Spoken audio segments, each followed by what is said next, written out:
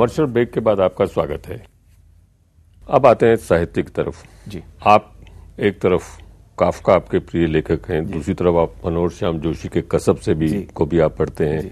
निर्मल वर्मा आपके प्रिय लेखक हैं। वैद साहब तो आपके पिता समान ही हैं और आपके बिल्कुल जैसे कह सकते हैं फैमिली मेंबर हैं। और आपने उनकी लाइफ टाइम में एक पुरस्कार भी का भी आयोजन किया, जिसका हाल ही में दिल्ली में वो दिया भी गया। तो ये जब आप साहित्यकारों के साथ होते हैं और कलाकारों के साथ होते हैं, तो आपने अच्छा कहा कि मैं घराने से बिलोंग करता हूं और मुझे तो उसमें कितनी प्रेरणा आप पाते हैं उन लोगों से? सिर्फ प्रेरणा, इतनी प्रेरणा कि मैं आज जो कुछ हूं उस प्रेरणा के बल पर ही हूं। मैं कहना चाहूंगा शरद जी कि जिस तरीके से हम एक परिवार में पैदा होते हैं, तो वह एक ऐसा परिवार है जो आपकी एक बायोलॉजिकल आइडेंटिटी है, लेकिन एक परिवार है जो जीवन भर आप संघर्ष करके एक और परिवार बनाते हैं। आपने जितने भी नाम लिए हैं, ये मेरा सौभाग्य है कि या तो मैं इनके परिवार से हूं या ये सब जैसे मेरे पूर्वज हैं मेरे परिवार के। मैं कुमार गंधर्व से कभी नहीं मिला, लेकिन मैंने जब से होश संभाला काम करने के संदर्भ में, उनकी आवाज मेरे काम के साथ चलती है। वे मेरे पूर्वज हैं। स्वामी के साथ इतना खूबसूरत समय मुझे जितना भी कुछ दिनों का समय मिल सका उनके साथ रहा। रजा साहब के साथ रहा, हुसैन साहब के साथ कुछ पल मिले बिताने के, ये हमारे पूर्वज हैं। वैद साहब, निर्मल वर्मा, इनके अलावा क्या है जीवन में? मैं व्यापारी नहीं हूं, लेकिन मैं ऐसे तमाम लोगों को अपने घराने में शामिल करना चाहता हूं जो प्यारे हैं।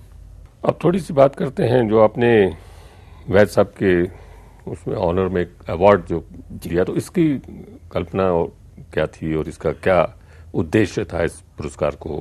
क्योंकि उसी समय में कुछ व्यावसायिक सफलता मुझे मिली, और व्यावसायिक सफलता के मायने क्या हों, यह प्रश्न मन में था।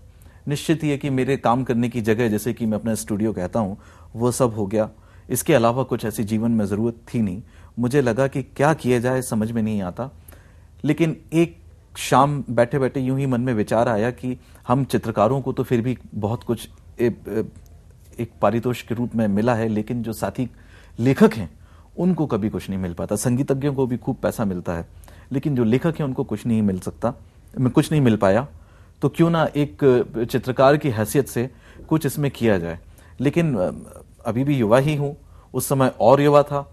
मन में एक भाव तो था, लेकिन एक संकोच भी था कि यह कैसे हो, लोग ये ना सोचें कि छोटे मुंह बड़ी बात, पैसा आ गया तो अब आप ये सब कर रहे हैं। तो एक दिन मैं अशोक जी से मिला और उनके सामने मैंने ये बात रखी और मैंने कहा कि मैं इस किस्म का पुरस्कार नहीं, लेकिन इस किस्म का कुछ एक उपक्रम करना चाहता हूं जिसमें कि युवा लेखकों के लिए कुछ हो सके और इसमें कहीं पे भी मेरा नाम ना हो।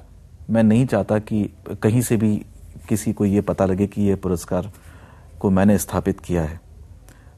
और अशोक जी बोले कि इसका कुछ नाम देना चाहिए, क्योंकि वैद साहब के साथ एक बहुत ही आत्मीय संबंध है और एक जिद भी इस पुरस्कार के पीछे आ ही गई कि वैद साहब का पुरस्कारों से जो संबंध है वह अब वो तो पुरस्कार सर्वविदित है, नकारने के लिए जाने जाते। बिल्कुल, इसीलिए मैंने बोला उनके नाम पे एक पुरस्कार। और वैद साहब भी एक ऐसा पुरस्कार और मैंने उनसे कुछ भी नहीं पूछा। मुझे पता था कि अगर मैं उनसे पूछ के करता तो वो कभी नहीं करने देते, और उनके नाम पे तो बिल्कुल भी नहीं करने देते। मैंने सोचा कि बाल छोटा हूं तो बाल हट करने का पूरा अधिकार है। उस बाल हट में मैंने अशोक जी के साथ ये चर्चा की, ये तय किया और उस पुरस्कार को स्थापित कर दिया। और जब घोषणा हुई उसके बाद वैद साहब को बताया कि ये पुरस्कार हमने कर दिया है, अब आप नाराज